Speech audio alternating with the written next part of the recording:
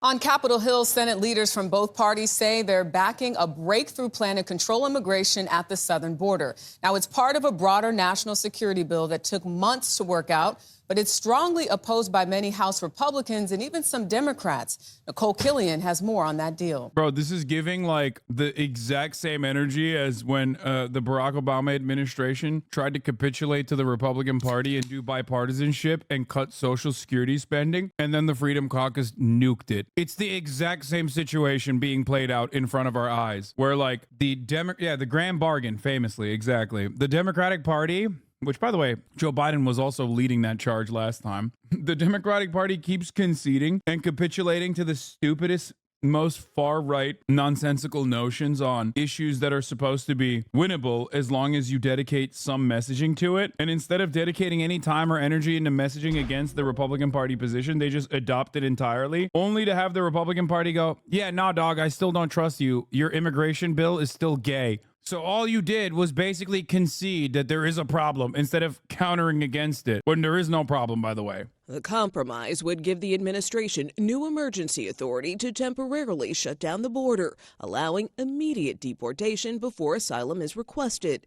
The government would be required to close the border when migrant encounters reach a daily average of 5,000 over a week.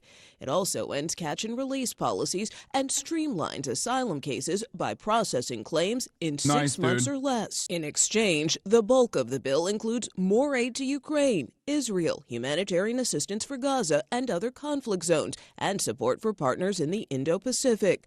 But as soon as it was released, House GOP leaders struck it down, with Speaker Mike Johnson warning this bill is even worse than we expected. It will be dead on arrival. Instead, Johnson told members the House will vote this week on a standalone package to fund Israel, and he denied taking orders from former President Trump, who opposes the border deal. He's not calling the shots. I am calling the shots for the House. That's our responsibility. That's so funny. They have a once-in-a-lifetime opportunity because this will never get passed under a Republican administration. And the Democrats are like, yeah, no, here you go. Here's the we're going to kill immigrants bill. And then Trump was like, dude, what are you doing? Don't pass the kill immigrants bill so I can keep complaining about how the Democrats are not killing enough immigrants. So then they go, yeah, we're not going to pass this kill immigrants bill now. If you actually want to kill immigrants, this is the bill, okay? The Democrats literally are like, oh, dude, we love the killing immigrants bill. We'll do it. Joining us now, Democratic Senator from New York, Majority Leader Chuck Schumer. It's really good to have you on the show, Senator. Great to be here. You have said that you worked very closely with Leader McConnell on this bill. Now that we see what's in it, seems to be as bipartisan as it gets. Yeah. Why wouldn't this? It's only bipartisan because Democrats have conceded on every point that the Republicans have made on immigration. That's why it's bipartisan. I love that they're selling this as though it's bipartisan. It's literally just a Republican bill. We're at a turning point in America.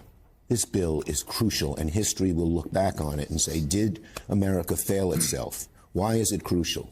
Well, if we don't aid Ukraine, Putin will walk all over Ukraine. We will lose the war. I can't believe this, dude. It's a Republican immigration bill with the Republicans yelling that the bill is weak, woke, and demand that migrants be blown to miss in the next one. No, but it's a Republican immigration bill. And this bill, the only reason why the Democrats are desperately pushing for it is because, one, they think they will look stronger on immigration, and two, which, by the way, will not work. It will not work. I cannot stress this enough. You can never out-racist the Republican Party. All you do in that situation is just make racism more prevalent. And then you look like a clown next election cycle when you go, well, sweetie, if you don't vote for us, the other side is going to kill immigrants. It's like, bro, you just voted to kill immigrants. You're on Morning Joe pushing for the kill immigrants bill. I'm not going to forget that. It's so close to the goddamn election cycle. You think I'm going to lose sight of that reality? Like, it's right here. It's in front of my face. These guys literally are like, oh, God. Oh, no.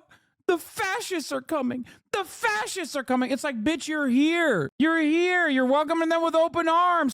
Fuck you, you monster. And the major reason why they're doing it is because they want to give money to Ukraine. But more importantly than Ukraine, they want to give money to Israel. They're like, let's pass the Guatemalan child murder bill here in America, which will feature the Palestinian child murder spending package associated with it. And then I have to sit here and act like they're the lesser evil, dog. Get the out of here. And we could be fighting in Eastern Europe in a NATO ally in a few years. Americans won't like that. If we don't help Israel defend itself against Hamas, that perpetual war will go on and on and on. If we don't help humanitarian aid to the starving Palestinians in Gaza, hundreds of thousands could starve. And the border. That's the grossest part about it, too, because it's like they're also like, hey, we're going to give Israel like $17 billion, but also we're going to give like a couple million to the Palestinian children that they're killing, too. Sick, man. Why are you keeping them alive at that point? Just like don't give them any money so that Israel can kill them faster? Like, what the Anyway, here's the National Immigrant Justice Center. It says, in short, the bill will violate the Refugee Convention by closing the border to people seeking safety. The centerpiece of provision of the bill requires the U.S. government to seal the border to people seeking asylum when the numbers of people arriving at the border reach a certain trigger number. This would force the United States to close its doors to countless people in need of asylum protection and send them back to harm. It exacerbates the humanitarian and operational challenges on the border, like the procedurally similar Title 42 policy. Expulsions and unpredictable border closures will create chaos and incentivize organized crime on the border. Refusing to process people so they may seek safety in the U.S. means that they're trapped, unable to return home, and vulnerable to kidnappings and violent crime by cartels and other armed groups. In this untenable situation, we're forced to try multiple times to re-enter the United States, exacerbating processing delays. As someone that lives in a border state, I wish we would just build affordable housing to get people out the streets. We don't need to kick them out. We just need to help them, making it hard to get here. Just make sure when they obviously still come regardless. Yep. The bill creates a rush new process for people seeking asylum, starting with a screening interview. Most will fail under newly heightened standards. People facing rush deportations under this new process will have no access to immigration judge, federal judge review, effectively guaranteeing wrongful deportations. We will also punish asylum seekers with imprisonment while enriching private prison companies. Hey, by the way, yeah, we have to get fatter contracts with private prison companies because guess what? We have all these immigration detention centers and they're all filled to the brim. Oh no, it'd be a real shame. Anyway. Talk about Johnson. But Johnson doesn't have a huge majority in the House. It's only like a couple of votes. And our fellow Brooklynite, Hakeem Jeffries, can has so far been able to deliver a lot of the Democrats. Even some progressives like you and I may have some questions. But it's the overall good. Can you etch out enough Republicans in the Senate and in the House, since you only need 4 or 5, given Johnson's not playing with a strong... God, he's such a... This old bitch, dude. Shut the fuck up, Al, you dumb like, what do you mean? Oh, look at him. He's like, he's talking about this as though like it's established fact that this bill is good. No interest in doing even a fraction of a little bit of a crumb of journalism. It's so funny to think that Al Sharpton used to be like a pretty rugged black nationalist in this country in the 90s. Jesus Christ. It's pretty funny. Oh my God. Hand here. Can you get enough to pass these bills when we're looking at cities being invaded, Democratic mayors, particularly black ones, being invaded, and you see cops? I'm sorry, what? How is this different than Fox News, man? We're watching fucking Fox News. Oh God, this country is so goddamn fascist. We can't redeem this country. Oh my God. Oh my God, this makes me sick. He's gross, dude. It's being beat up in Times Square, and it should have a humanitarian migrant kind of situation here. But at the same time, we are looking. How is this different? He's still a nationalist. Goes to show you black nationalism is nationalism reactionary. You think Al Sharpton is still a black nationalist? What are you, crazy? It should alarm you how little you understand Al Sharpton's politics, I guess, that it is indecipherable. You turned around and you're like, wow, man, black nationalism is really bad, actually, because like it makes you what? A regular run-of-the-mill liberal who says the exact same things that the Republicans say. Yeah, the only thing left in Al Sharpton is like, as far as any kind of like liberatory, emancipatory black nationalism, is that he's black and maybe a nationalist. It's broken. Everyone admits, left, right, center, the border's broken. So we can all sit in our corners and say, do it my way or no way, and get nothing done and let it continue to be broken. And by the way, it's going to be more broken next year than it is this year if we don't fix it, because you have all these gangs and other coyotes and others bringing even more innocent people who are just struggling for their lives across the border. So the question is, are we able? Allah is going to take him, dude. It's in his throat. I do love that the Republicans literally kept saying, oh, you want to fund Ukraine to help Ukrainian border security against Russians, but you don't want to fund our border for like 4 years. We've watched tens of billions of dollars be sent to defend another nation's border that is not our own. Yet the Biden administration and this Congress has not done anything to protect our nation's border and the American people. And then the Democratic Party just looked at that and was like, we shouldn't even counter message against this. This is brilliant. This is a brilliant take. We should just adopt it as our position. Like, this was Marjorie Taylor Greene a year ago or 2 years ago. This was Marjorie Taylor Greene's like message on Ukraine. Why are we funding Ukrainian border security, but we can't fund our own border security in the South? And now it's like Chuck Schumer saying that same thing. That's crazy. Of course, when Chuck Schumer concedes on that and says we must fund the border and also Ukrainian borders, then Marjorie Taylor Greene goes, we must execute Mexicans on site. So next year, Chuck Schumer is going to turn around and go, we must execute Mexicans on site. I guess that's what we're doing. Is that the goal? That's the ratchet effect right there. Al Sharpton said the cities are being invaded, man. That's crazy. It's not even the ratchet effect anymore. It's just a call and response effect. It's actually, you're right. It is worse than the ratchet effect. I'll tell you why it's worse than the ratchet effect. Because the ratchet effect implies that like Republicans are pushing the boundaries and then the Democrats aren't able to like push back against it.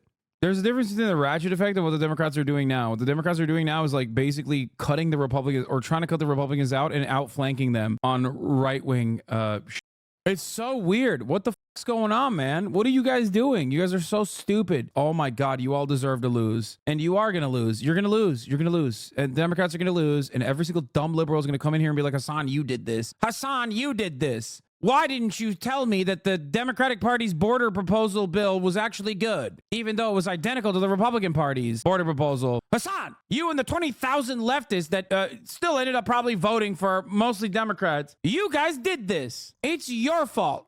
I will not look at my own stupid party and all of its dumb, idiotic policy ideas and bad politics. It must be the Bernie bros. The Biden border package is pretty much Stephen Miller's wet dream, just total fascist policy. Remember when people said that voting for Biden was harm reduction for immigration? Obama tried to cut Social Security Lamont. Thank God for the Tea Party caucus. Exactly. Thank God for the psychopathic Christian fascists that are like more interested in, voting in Trump, that the Democratic Party couldn't push this comprehensive immigration reform as like a bipartisan bill. And the way that it's being sold on television is making me want to video game myself in a very public way and putting Morning Joe as the sole reason on my note. Jesus Christ, dude. Morning Joe. Oh, Joe Biden loves watching Morning Joe. That's his favorite show. That's his Fox and Friends, right? It's not harm reduction if you literally look at the right-wing framing on immigration and go, no, we are the real guys who are going to be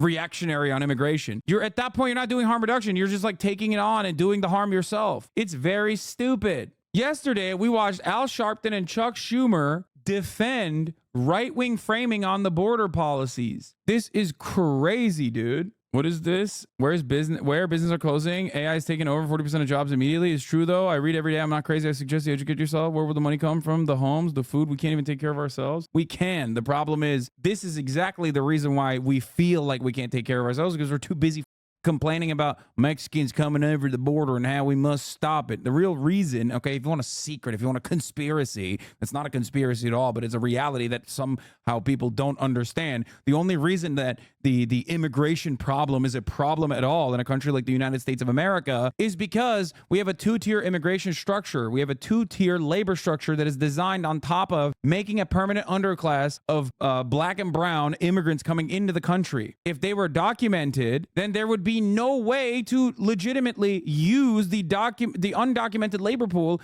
as a way to depress wages against the documented labor pool. That's the reason why Republicans are not like actually pushing for this anyway, because they rely on this being a problem. They rely on this being a supposed problem so they can present it as a problem to the racist idiots that will get very mad and go out and vote for the Republican Party. This is the oldest trick in the book, constantly going, those are the guys, they're coming in, they're taking your jobs. Now, it's not that they're taking your jobs, they're your daughters. Now they're doing crime. Neither is true. The entirety of the American immigration process and the way that we have like criminalized immigration instead of allowing people to come in or making the process way easier so that we can have everybody documented is so that those devoid of documentation are permanently in like slave labor conditions, and when they speak up, they get deported. Stopping immigration dead in its tracks would cripple the American economy. That's the reality that people don't want to talk about at all for some weird reason. Bro, you're just wrong on this point.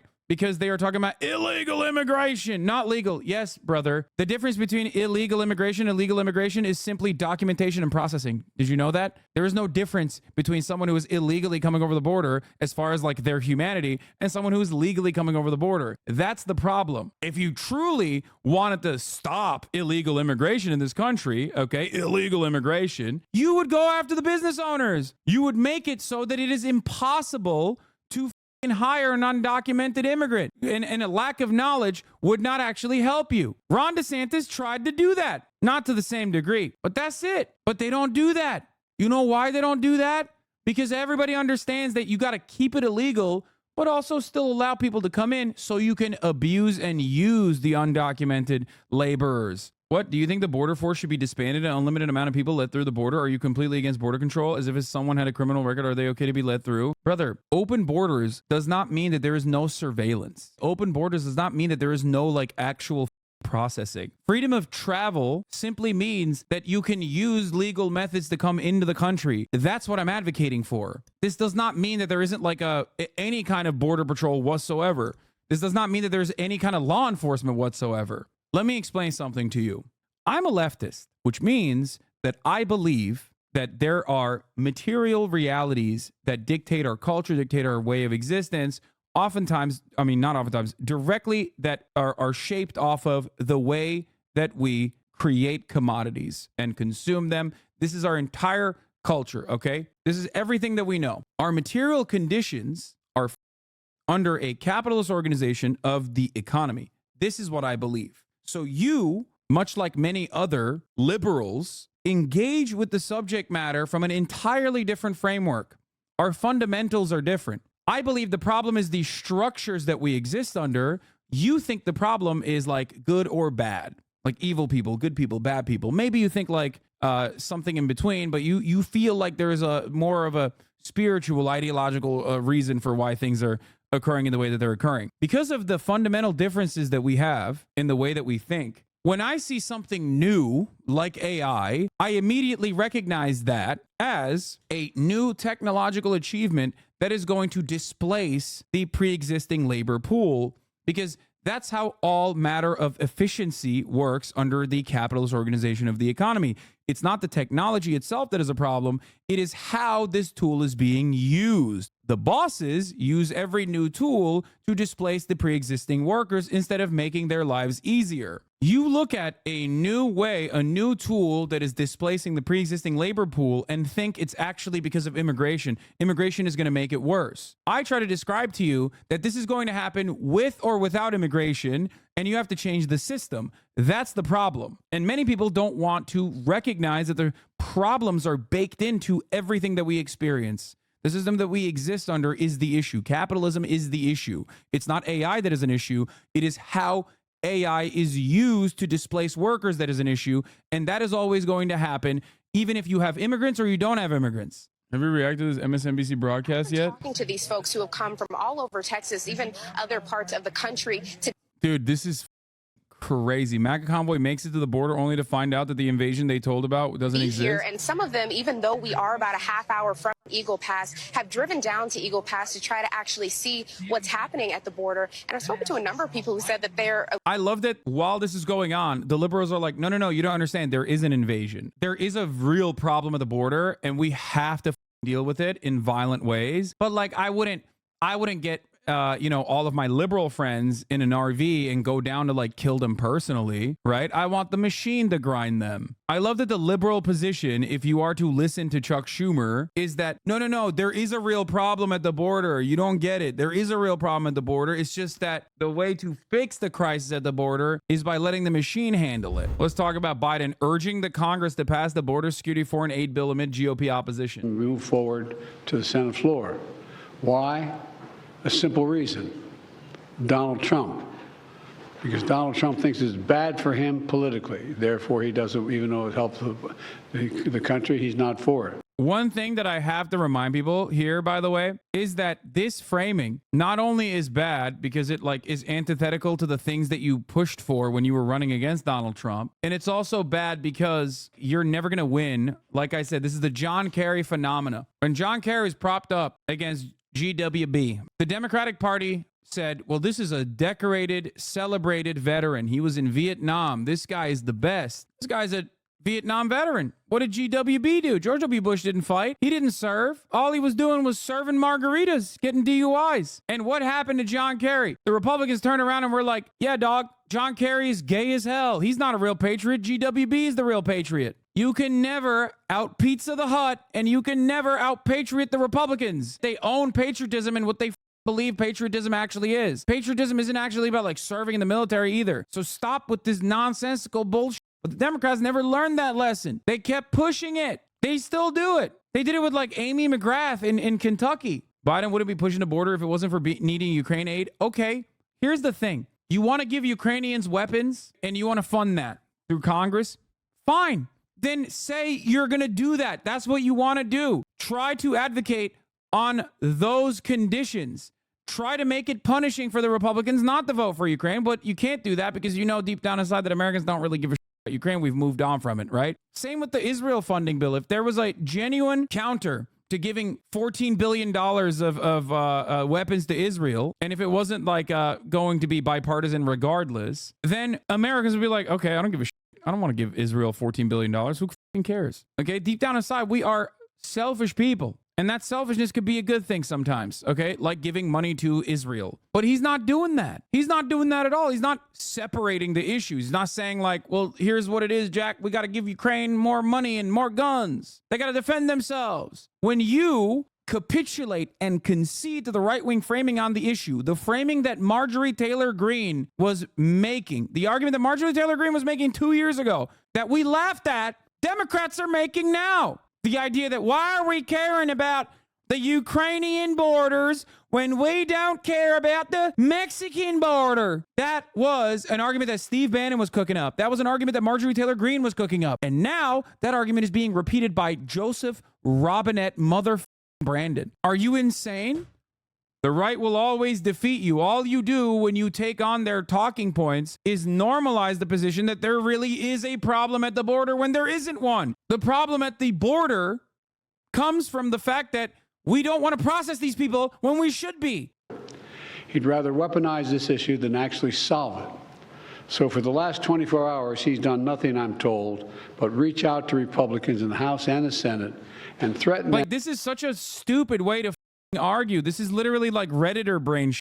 It's like a gotcha. We got him. The Republicans, turns out, doesn't care about actually funding the border. It's the same mentality behind going, no. We are the ones who really want to fund the police, not the Republicans. The Democratic Party looked at an entire year of Black Lives Matter protests and said, here's our messaging strategy. We want to fund the police, not the Republicans. The Republicans own the police. They do. Adopting right-wing framing on these issues is never going to cause you to win. It's only making your side feel like there is a real problem. You have to counter message against it. Republicans are so good at counter messaging that they make up issues where no such issue exists. They do a great job. They create like a phenomena. They're like, ooh, trans people, scary. Watch out. They cause their fan base to believe that trans people are like actually trans species now, and the kids are pissing in kitty litter in schools. Here, 1, mandatory closure of the U.S. border based on trigger numbers or quotas. The bill creates a new statutory authority for the Department of Homeland Security to close the border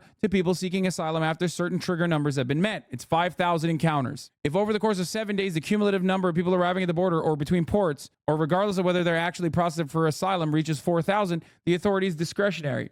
When it reaches 5,000 or a single day's encounter exceeds 8,500, the authority is mandatory. As a mandatory shutdown. Can you imagine? When the authorities trigger, DHS is required to turn away or expel all people arriving at the border without so much as an asylum screening. These are people who are well within their legal rights to actually arrive on U.S. soil to seek asylum, and we're turning them away mandatorily, like making it the law. The provision means that a person's access to asylum in the United States depends on luck of the draw, no due process. Whether that they happen to arrive at the border during a period of closure, and if so, whether they happen to be able to get to a port before 1,400 other individuals, a quota-based asylum lottery violates the United States compliance with its obligations under the Refugee Convention and would mean regularly sending people with strong asylum claims directly back to their persecutors. A similar policy known as metering was found Unconstitutional by a federal judge under Trump. That's the thing. Trump tried to do this. It's literally unconstitutional. Not that it matters. On the ground, this expulsion authority will mimic what we saw during the Trump administration with the enactment of Title 42, which was the CDC provision, by the way, that it was a health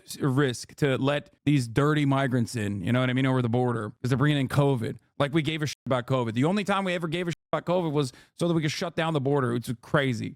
New fast-track process for asylum processing at the border under surveillance with no judicial review. What the bill does is it creates an entirely new asylum screening process called protection determination for people arriving at the border who are not subject to expulsion. The new process would be concluded entirely by officers within U.S. Citizenship and Immigration Services with no judicial review whatsoever. People denied asylum under this process could be denied asylum and deported in under 90 days without any right to request review by a federal judge or even an immigration administrative law judge. And also, they would be placed under the protection determination program, would be under heavy surveillance, either in the form of a GPS ankle monitor or through electronic monitoring. Remember, 95% of people that are asylum seekers go to and attend their court date. 95%. It's vile. We're just like marking people. It's crazy. The new process will render due process illusory for most people seeking asylum. Just eviscerates due process. No more judge. No more situation where like you have a reasonable person giving you what you are constitutionally afforded in the form of due process, and also what international human rights law dictates, which is that you have a right to seek asylum in the United States. It is not only moral, and it is immoral for us to deny people the right to seek asylum inside of our borders. It is also illegal. But guess what, dude?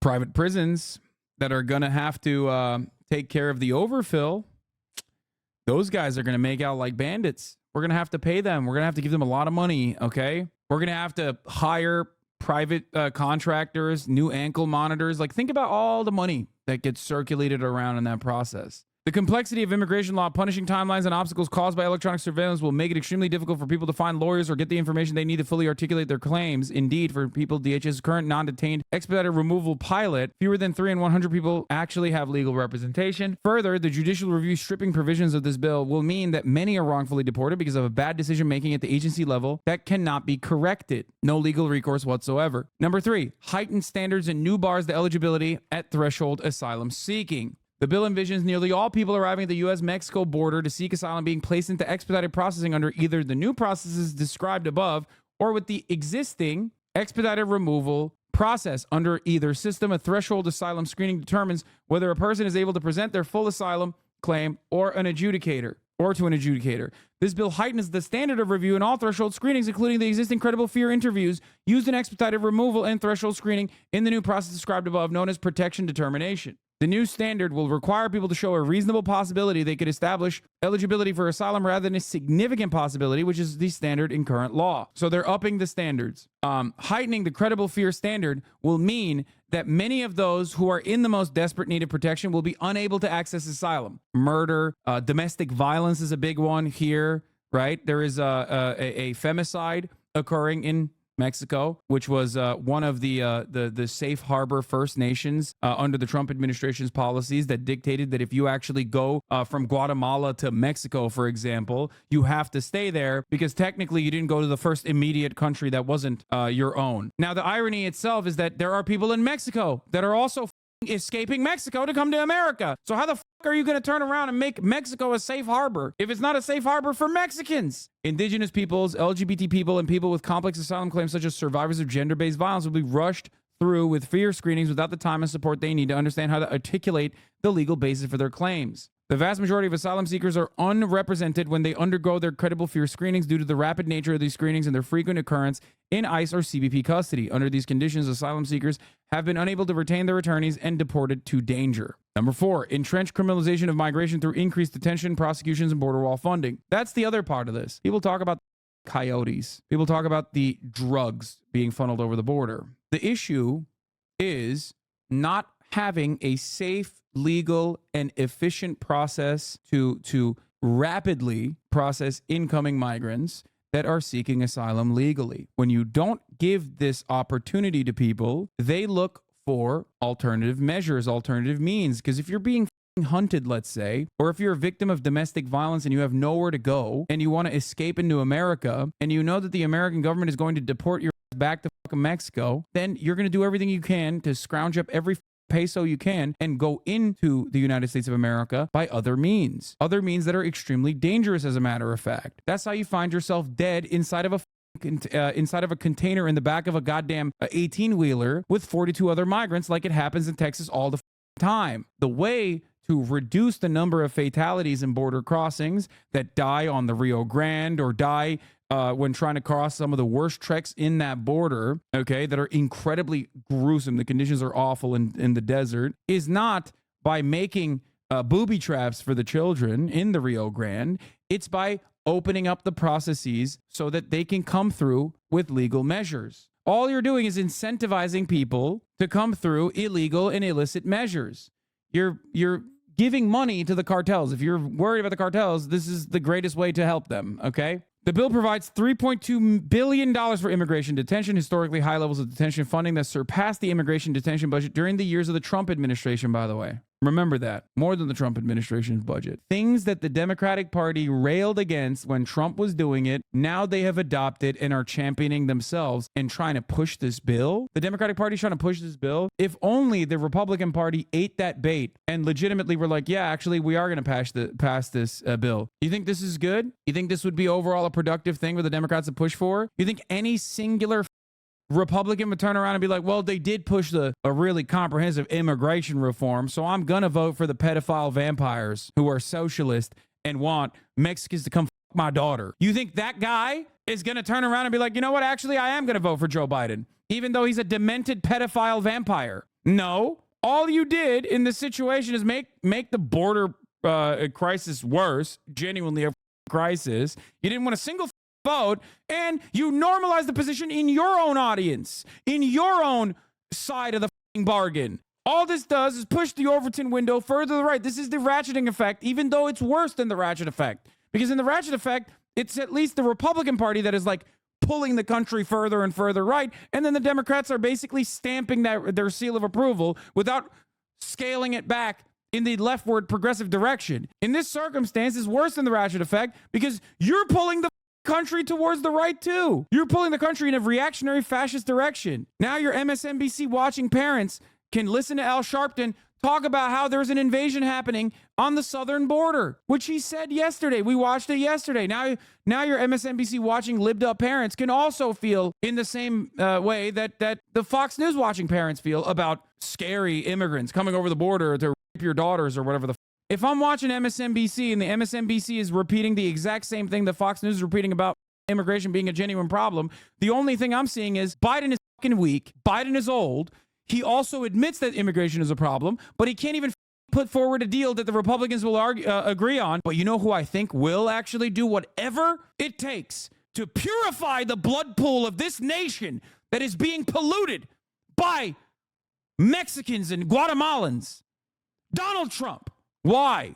Why would I vote for the old man who can't purify the blood pool, who actually won't do anything about the great replacement that is occurring, that white people no longer are the dominant force? Now I'm believing that white people are the dominant force. Now I'm believing that immigration is a problem. Now I'm believing that Mexicans are and they're invading. And if I personally believe that, then Donald Trump is my guy. So why is the MSNBC people not recognizing that? But it doesn't end there. The bill also funds the border wall construction. I got into an argument about this with my lived up parents, and they kept telling me how when Trump was doing the things he did at the border, it was different because there was an actual crisis. Exactly. Because the actual crisis was being presented by Fox News. And when Fox News says it, it must be fake. But when MSNBC says it, they've never lied. They would have no reason to lie. They would have no reason to defend Joe Biden unconditionally, right? So on that front, it's actually real. There is a real crisis now because the TV man said so. The TV man that I agree with said so.